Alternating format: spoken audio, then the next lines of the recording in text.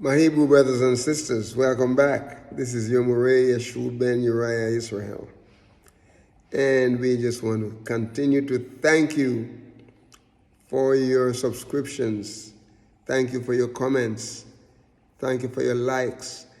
And we ask you that you will continue to subscribe, that you continue to ask your friends and loved ones to subscribe to this channel.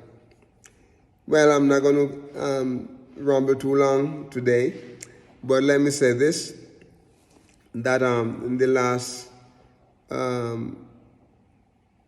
session we dealt with Psalm 112, verses 1 through 10, and we were talking about the Hebrew letters, the alphabets.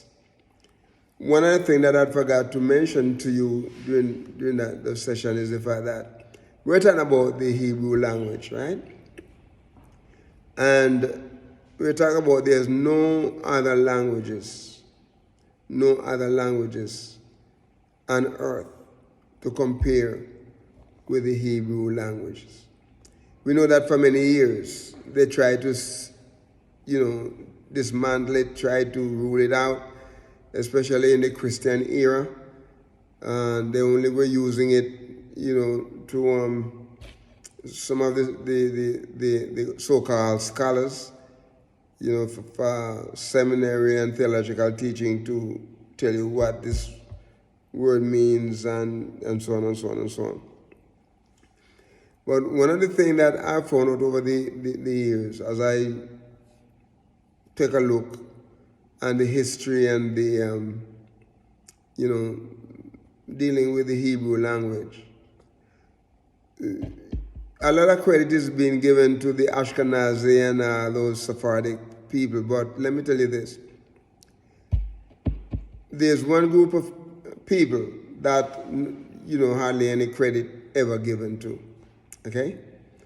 And they're the ones, a matter of fact, they said, they were the ones that were more, if you want to use the word Jewish, okay, even though not, they were not trying to be Jews, they were indeed, okay, descendants of Solomon's and some of the tribes that went over into Yemen. If you remember the story with the Queen of Sheba. So they said that they are the most Jewish in the culture and the practice.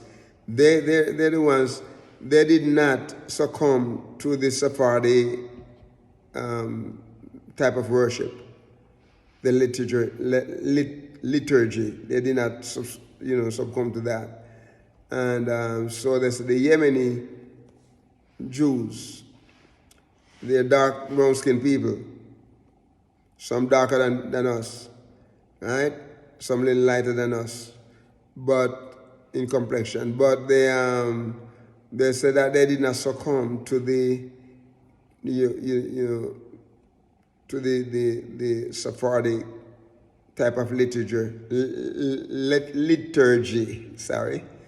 So they have their own based on and they go back based on the biblical Hebrew. Okay, that's what they do. Okay, so they say they help to secure and to protect the Hebrew languages. You don't hear a whole lot of people talking about them because their Hebrew don't mix with Yiddish and all that.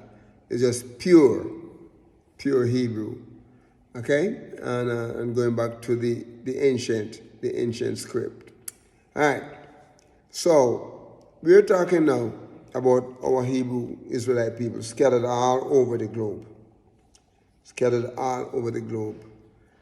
And as we journey back to Abaya, there are going to be struggles. There are going to be time that we experience difficulties, hardship, and so on. So today we want to talk about eagle's wing. Eagle's wing. And this is going to be the title for this session, Eagle's Wing. And we're going to look in a verse, in Exodus chapter 19 and verse 4. And the verse that I'm talking about here is talking about, listen to what it said. Ye have seen what I did unto the Egyptians, and how I bear you on eagle's wings, and brought you unto myself. So Yahweh is reminding the Israelite people, the Hebrew Israelites, right?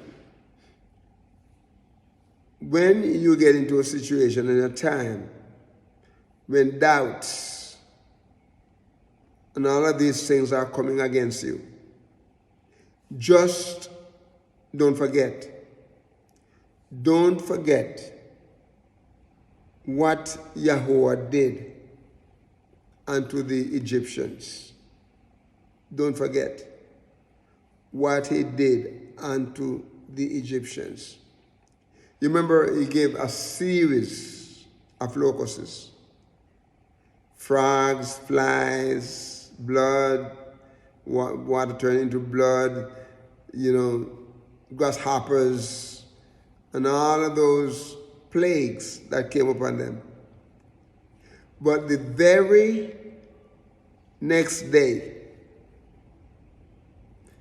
as they ate the Passover and was leaving, remember, the scriptures, they must eat it quickly, eat it fast. And when it got to a part of the journey, they were faced with the Red Sea. They were faced with the Red Sea. And the people looked behind and saw the Egyptians coming after them, want to reclaim them, want to take them back to Egypt. And you remember that Yahuwah told Moses to stretch his rod out towards the sea. And what happened? The scripture said, the water parted. The water parted and started going up into mountains. And lo and behold, the Israelites, the Hebrew Israelite people had dry land, earth, to walk through, to lead their cattle through. And as they went across, the last foot that left the water, it was back together again. And the Egyptians that were in the water coming, they started out on dry land. But they never make it because the water came back together and they were drowned. So here in Exodus chapter 19 verse 4, we are reminded, you see, so when we get into a situation where we started to doubt,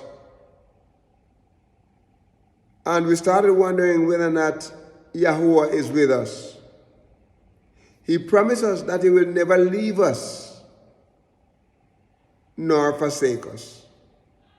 That was his promise. And his promise is not going to fail. It did not fail then, and it won't fail now, nor in the future. His promises, one of the sessions I mentioned that his promises remain constant. His promises remain constant. He will not leave us nor forsake us. See, you have seen what I did unto the Egyptians, and how I bear you on eagle's wings, and brought you unto myself. Praise his name. The eagle is one of the strongest birds, right? When it stretches its wings out and it started to glide, and you just feel, sometimes you stop and you're just watching it, and you could almost like you feel the power of the wind that those wings carry. And Yahuwah said, in those times when you are discouraged and you feel that you have no help, you have seen what I did, what Yahuwah did to the Egyptians, and how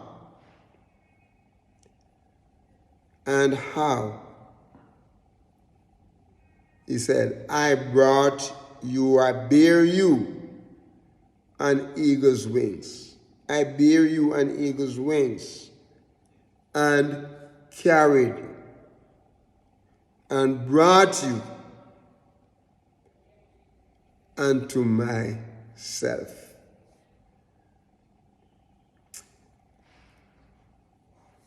As I was thinking about this, I remember, just remember to stick close to Yahuwah. Live in his word. Read it, meditate upon it, study it, pray, trust him. In Psalm 91, he said, he who dwells in the secret place of the Most High, who abides under the shadow of the Almighty. He is saying of Yahuwah, my refuge and my stronghold, my Elohim in whom I trust. For he delivers you from the snare of the trapper, from the destructive pestilence. He covers you with his pinion, and under his wings you take refuge. His truth is a shield and armor. You are not afraid of the dread of the night, by night.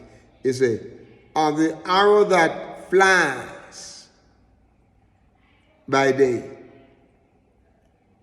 of pestilence that walks in darkness, of destruction that ravages at midday.